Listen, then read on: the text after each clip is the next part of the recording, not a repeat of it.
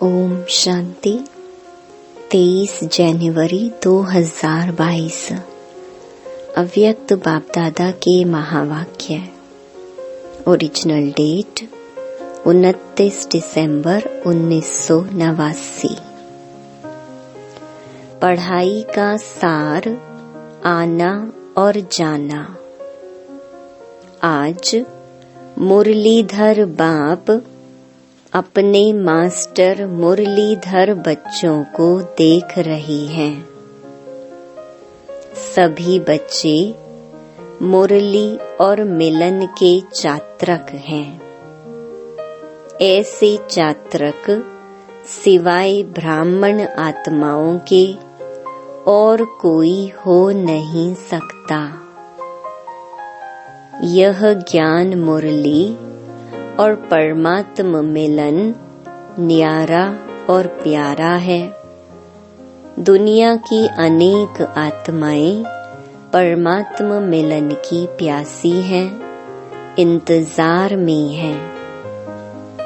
लेकिन आप ब्राह्मण आत्माएं दुनिया के कोने में गुप्त रूप में अपना श्रेष्ठ भाग्य प्राप्त कर रही हो, क्योंकि दिव्य बाप को जानने अथवा देखने के लिए दिव्य बुद्धि और दिव्य दृष्टि चाहिए, जो बाप ने आप विशेष आत्माओं को दी है। इसलिए आप ब्राह्मण ही जान सकते और मिलन मना सकते हो। दुनिया वाले तो पुकारते रहते, एक बूंद के प्यासे हम।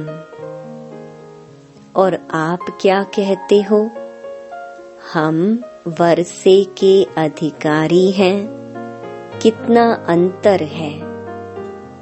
कहाँ प्यासी और कहाँ अधिकारी। अभी भी सभी अधिकारी बनकर अधिकार से आकर पहुँचे हो। दिल में यह नशा है कि हम अपने बाप के घर में अथवा अपने घर में आए हैं। ऐसे नहीं कहेंगे कि हम आश्रम में आए हैं, अपने घर में आए हैं, ऐसे समझते हो ना। अधिकार की निशानी है अपनापन। अपने बाप के पास आए हैं, अपने परिवार में आए हैं। मेहमान बनकर के नहीं आते, लेकिन बच्चे आए हैं अपने घर में। चाहे 4 दिन के लिए आते हो, लेकिन समझते हो मधुबन अपने स्थान पर पहुँचे हैं। तो यह आना और जाना। आप ब्राह्मणों की जो पढ़ाई है वह मुरलीधर की जो मुरली है, उसका सार यह 2 शब्द ही हैं, आना और जाना। याद की यात्रा का अभ्यास क्या करते हो? कर्म योगी का अर्थ ही है, मैं अशरीरी आत्मा शरीर के बंधन से न्यारी हूँ। कर्म करने के लिए कर्म में आती हूँ और कर्म समाप्त कर कर्म संबंध से न्यारी हो जाती हूँ। संबंध में रहते हैं, बंधन में नहीं रहते। तो यह क्या हुआ? कर्म के लिए आना और फिर न्यारा हो जाना। कर्म के बंधन वश कर्म में नहीं आते हो, लेकिन कर्मेंद्रियों को अधीन कर अधिकार से कर्म करने के लिए कर्म योगी बनते हो। इंद्रियों के कर्म के वशीभूत नहीं हो। कोई भी किसी के वश हो जाता तो वश हुई आत्मा मजबूर हो जाती है और मालिक बनने वाली आत्मा कभी किससे मजबूर नहीं होती, अपने स्वमान में मजबूत होती है। कई बच्चे अभी भी कभी कभी किसी न किसी कर्मेंद्रिय के वश हो जाते हैं, फिर कहते हैं आज आँख ने धोखा दे दिया, आज मुख ने धोखा दे दिया, दृष्टि ने धोखा दे दिया। परवश होना अर्थात धोखा खाना, और धोखे की निशानी है दुख की अनुभूति होना। और धोखा खाना चाहते नहीं हैं, लेकिन ना चाहते हुए भी कर लेते हैं। इसको ही कहा जाता है वशीभूत होना। दुनिया वाले कहते हैं चक्कर में आ गए, चाहते भी नहीं थे, लेकिन पता नहीं कैसे चक्कर में आ गए। आप स्वदर्शन चक्रधारी आत्मा किसी धोखे के चक्कर में नहीं आ सकती, क्योंकि स्वदर्शन चक्र अनेक चक्कर से छुड़ाने वाला है। न सिर्फ अपने को, लेकिन औरों को भी छुड़ाने के निमित्त बनते हैं। अनेक प्रकार के दुख के चक्करों से बचने के लिए सोचते हैं इस सृष्टि चक्र से निकल जाएं, लेकिन सृष्टि चक्र के अंदर पार्ट बजाते हुए अनेक दुख के चक्करों से मुक्त हो जीवन मुक्त स्थिति को प्राप्त कर सकते हैं, यह कोई नहीं जानता है।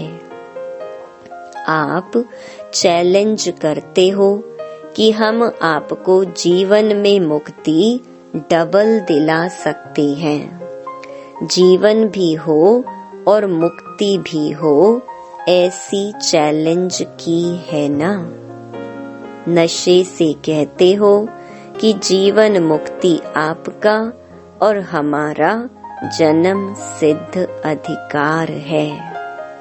तो स्वदर्शन चक्रधारी अर्थात दुख के चक्करों से मुक्त रहने वाले और मुक्त करने वाले, वशीभूत होने वाले नहीं, लेकिन अधिकारी बन, मालिक बन, सर्व कर्मेंद्रियों से कर्म कराने वाले, धोखा खाने वाले नहीं, लेकिन औरों को भी धोखे से छुड़ाने वाले।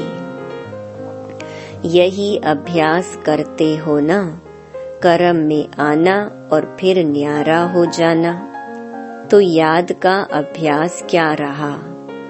आना और जाना। और पढ़ाई अर्थात ज्ञान का सार क्या है? कर्मातीत बन घर जाना है और फिर राज्य करने का पार्ट बजाने अपने राज्य में आना है। यही ज्ञान का सार है ना। तो जाना और आना यही ज्ञान और योग है। इसी अभ्यास में दिन रात लगे हुए हो। बुद्धि में घर जाने की और फिर राज्य में आने की खुशी है। जैसे मधुबन अपने घर में आते हो तो कितनी खुशी रहती है। जब से टिकट बुक कराते हो तब से जाना है, यह बुद्धि में याद रहता है ना। तो जब मधुबन घर की खुशी है तो आत्मा के घर जाने की भी खुशी है। लेकिन खुशी से कौन जाएगा? जितना सदा यह आने और जाने का अभ्यास होगा। जब चाहो तब अशरीरी स्थिति में स्थित हो जाओ और जब चाहो तब कर्मातीत बन जाओ। यह अभ्यास बहुत पक्का चाहिए।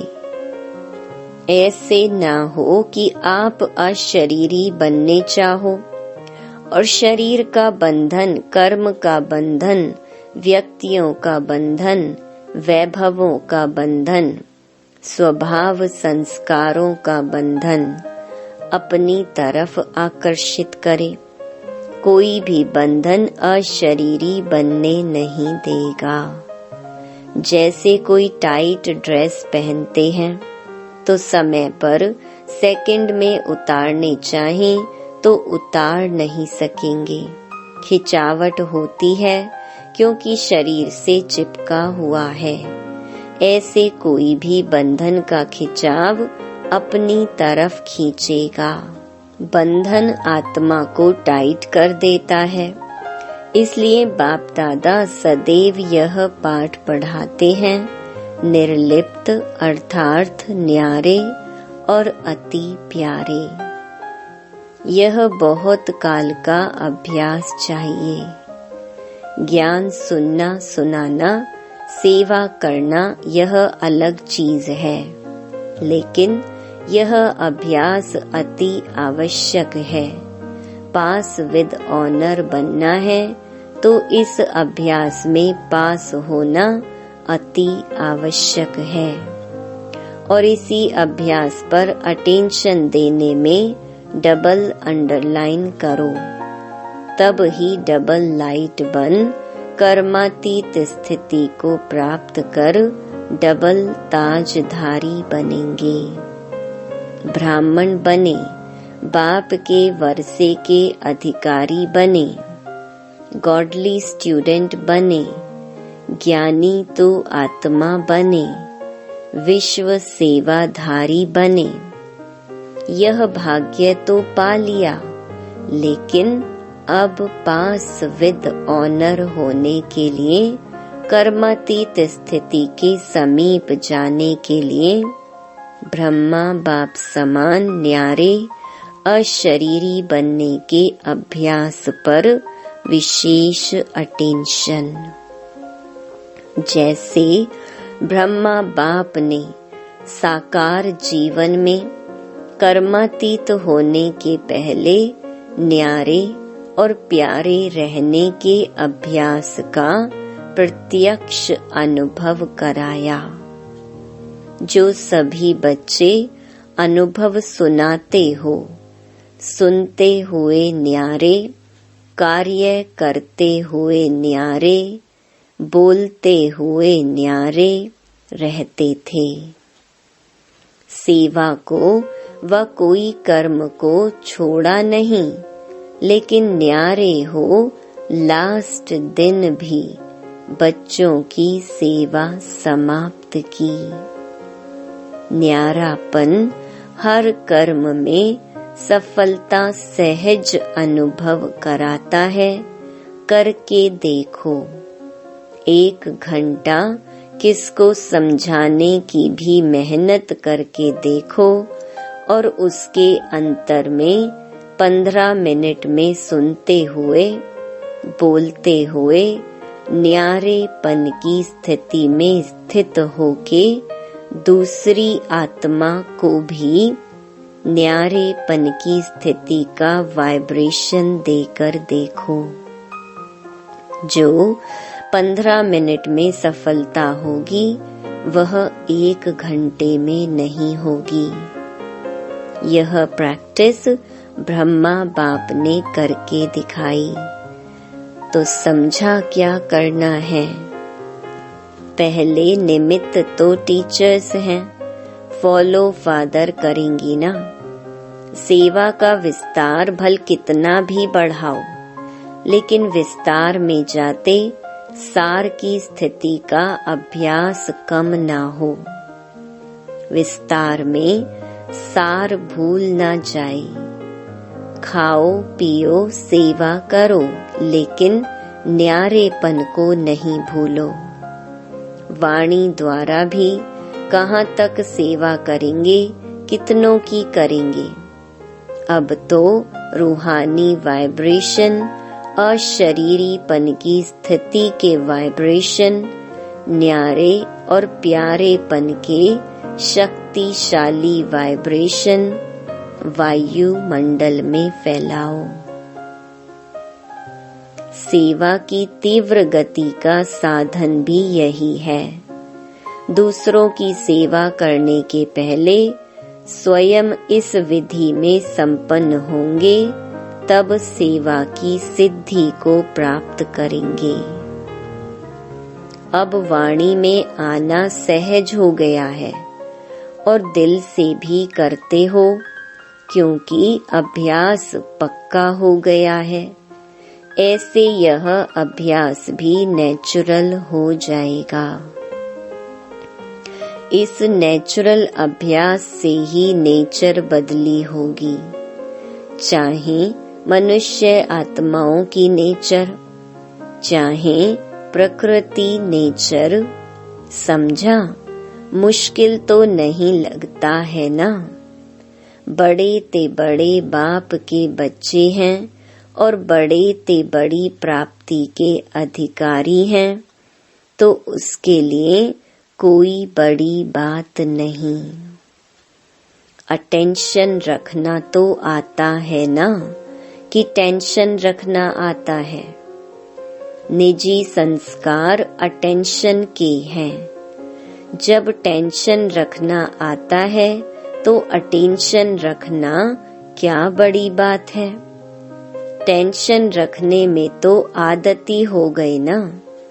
अटेंशन का भी टेंशन नहीं रखो, लेकिन नेचुरल अटेंशन हो। कई ऐसा भी करते हैं, अटेंशन को टेंशन में बदल देते, लेकिन अटेंशन को अटेंशन के रूप में रखो, बदली नहीं करो। ओरिजिनल अभ्यास आत्मा को न्यारे होने का है। न्यारी थी, न्यारी है, फिर न्यारी बनेगी। सिर्फ अटैचमेंट न्यारा बनने नहीं देता है। वैसे आत्मा की ओरिजिनल नेचर शरीर से न्यारे रहने की है, अलग है। शरीर आत्मा नहीं, आत्मा शरीर नहीं, तो न्यारे हुए ना। सिर्फ 63 जन्मों से अटैचमेंट की आदत पड़ गई है। ओरिजिनल तो ओरिजिनल ही होता है। अच्छा, डबल विदेशी भी बहुत पहुंच गए हैं नया वर्ष मनाने के लिए। मेहमान बनकर के आए हो या बच्चे बनकर आए हो, अपनापन लगता है ना। बाप दादा भी बच्चों को अपने घर में देख हर्षित होते हैं। बच्चे सदैव घर का श्रृंगार होते हैं। बच्चों से मधुबन सज जाता है। इसीलिए बाप दादा अपने घर के श्रृंगार को देख खुश हो रहे हैं। चाहे भारतवासी चाहे विदेशी, दोनों ही घर के श्रृंगार हैं। बाप दादा आने की भी मुबारक देते हैं, जाने की भी मुबारक देते हैं। यहाँ आना भी अच्छा है, जाना भी अच्छा है। विदाई नहीं है, बधाइयाँ ही बधाइयाँ हैं। जाएंगे तो सेवा की बधाइयाँ, और यहाँ आए हो तो मिलने की बधाइयाँ। दोनों ही मुबारक है ना। अच्छा, सर्व देश विदेश के सदा अधिकारी बच्चों को, सदा ज्ञान और याद के सार में रहने वाली श्रेष्ठ आत्माओं को, सदा आना और जाना इस स्मृति से संपन्न बनने वाली आत्माओं को, सदा ब्रह्मा बाप को फॉलो करने वाले कर्मातीत स्थिति के समीप पहुंचने वाले योगी आत्माओं को, सदा अपनेपन के अनुभव और अधिकार की खुशी में रहने वाले खुश मिजाज बच्चों को बाप दादा का याद प्यार और नमस्ते। डॉक्टर्स प्रति अव्यक्त महावाक्य। सभी डॉक्टर्स के दिल में क्या है? हॉस्पिटल तो नहीं है। बाप को दिल में बिठाना अर्थात सदा के लिए अनेकों को शफा देना। आजकल तो डॉक्टर्स भी कहते हैं कि दवाई इतना काम नहीं करेगी जितना दुआ करेगी। वो भी दवाइयों से दिल शिकस्त हो गए हैं, क्योंकि जानते हैं ना कि इसकी रिजल्ट क्या है और क्या निकलेगी। इसलिए अभी सबकी नजर दुआओं तरफ जा रही है। अभी योग एक्सरसाइज के रूप में चारों ओर बढ़ता जा रहा है। अभी योग तक आए हैं, सहज योग तक आ जाएंगे। दवाइयों के बजाय दूसरी तरफ अभी बुद्धि तो गई है ना। आखिर ठिकाने पर आ जाएंगे तो डॉक्टर्स यही काम करते हो ना। सबकी बुद्धि को ठिकाने पर लगाने वाले हो ना। अच्छा है, हिम्मत रखने से बाप की मदद स्वतः मिल रही है, मिलती रहेगी। जहाँ हिम्मत है वहाँ असंभव भी संभव हो जाएगा। सभी असंभव को संभव करने वाले हो। जो दुनिया वाले कहते हैं मन को एकाग्र करना बहुत मुश्किल है, असंभव भी कह देते हैं। और आप क्या कहते हो? आपके लिए तो सेकंड की बात है ना। बस बाबा कहा और मन ठिकाने पर पहुंचा, तो आपके लिए सेकंड का काम है और उन्हों के लिए असंभव है। कितना अंतर आ गया। टाइम तो नहीं लगता है। ऐसे तो नहीं गीत बजे, लाल बत्ती जले तब ही मन टिकेगा। मेहनत तो नहीं करनी पड़ती।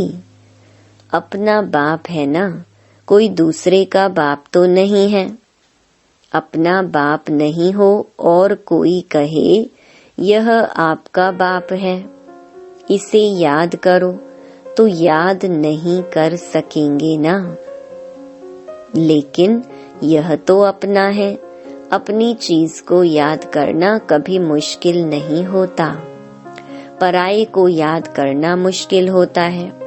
आप तो अधिकार से याद करते हो, या भगवान है, बहुत बड़ा है, सूर्य समान है, ऐसे याद करते हो। सब कुछ मेरा है, इस अधिकार से याद करो। रूहानी गुलाब बन सारा दिन खुशबू फैलाते रहो। खुशबू ऐसी चीज होती है जो दूर वालों को भी आकर्षित करती है। दूर से ही सोचेंगे यह खुशबू कहाँ से आ रही है, तो आपकी रूहानियत विश्व को आकर्षित करेगी। देखो, रूहानियत की खुशबू ने देश से विदेश को भी आकर्षित किया ना। विदेश तक खुशबू पहुंची।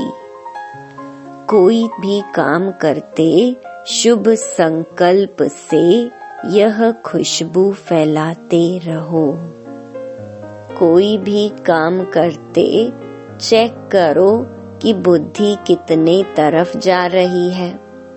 ना चाहते भी अनेक तरफ जाती है, एक तरफ नहीं होती। तो जब और तरफ जा सकती है तो सेवा भी तो कर सकते हो ना, याद भी कर सकते हो। बहुत थोड़ा समय होता है जो फुल बुद्धि उस काम में रहती है। जो ऐसा कोई काम होगा जैसे डॉक्टर्स ऑपरेशन करते हैं, जरूरी ऑपरेशन है तो फुल बुद्धि होगी। बाकी दवाई दे रहे हैं, देख रहे हैं तो बुद्धि और काम भी करती है। जब वह कर सकती है तो यह क्यों नहीं कर सकती? मन और बुद्धि की आदत है चक्कर लगाने की। चाहे ज्ञान का चक्कर लगाओ और चाहे व्यर्थ चलाओ, लेकिन चक्कर लगता जरूर है। आप स्वदर्शन चक्र चलाओ तो और चक्कर खत्म हो जाएंगे। तो सभी सेवा में सहयोगी हो। जिसे समय नहीं मिलता, सरकमस्टेंस है, वह हाथ उठाओ। मनसा सेवा तो सब कर सकते हो ना। बिजी रहने के लिए सेवा बहुत अच्छा साधन है। जितना अपने को बिजी रखेंगे उतना सेफ रहेंगे। चाहे मनसा करो, चाहे वाचा करो, चाहे कर्मणा करो, लेकिन बुद्धि से बिजी जरूर रहो। हाथ पांव से तो रहते हो, लेकिन बुद्धि से बिजी रहो। अपना टाइम टेबल बनाओ। जितना बड़ा आदमी उतना टाइम टेबल फिक्स होता है। तो आप बड़े ते बड़े आदमी हो ना। सारे कल्प में ढूंढ करके आओ, ब्राह्मणों से बड़ा कोई है? देवताएं भी नहीं हैं। चाहे आप ही देवता बनेंगे, लेकिन इस जीवन के आगे वह भी कुछ नहीं है। जीवन है तो ब्राह्मण जीवन अति श्रेष्ठ है। अच्छा, वरदान। अव्यक्त पालना द्वारा शक्तिशाली बन, लास्ट सो फास्ट जाने वाले फर्स्ट नंबर के अधिकारी भव। अव्यक्त पार्ट में आने वाली आत्माओं को पुरुषार्थ में तीव्र गति का भाग्य सहज मिला हुआ है। यह अव्यक्त पालना सहज ही शक्तिशाली बनाने वाली है। इसलिए जो जितना आगे बढ़ना चाहे बढ़ सकते हैं। इस समय लास्ट सो फास्ट और फास्ट सो फर्स्ट का वरदान प्राप्त है। तो इस वरदान को कार्य में लगाओ, अर्थात समय प्रमाण वरदान को स्वरूप में लाओ। जो मिला है उसे यूज करो तो फर्स्ट नंबर में आने का अधिकार प्राप्त हो जाएगा। स्लोगन। स्वमान की सीट पर सेट रहो तो सर्व का मान स्वतः प्राप्त होगा। लवलीन स्थिति का अनुभव। बाप से सच्चा प्यार है तो प्यार की निशानी है समान कर्मातीत बनो। करावनहार होकर कर्म करो कराओ। कर्मेंद्रियां आपसे नहीं करावे, लेकिन आप कर्मेंद्रियों से कराओ। कभी भी मन बुद्धि व संस्कारों के वश होकर कोई भी कर्म नहीं करो। ओम शांति।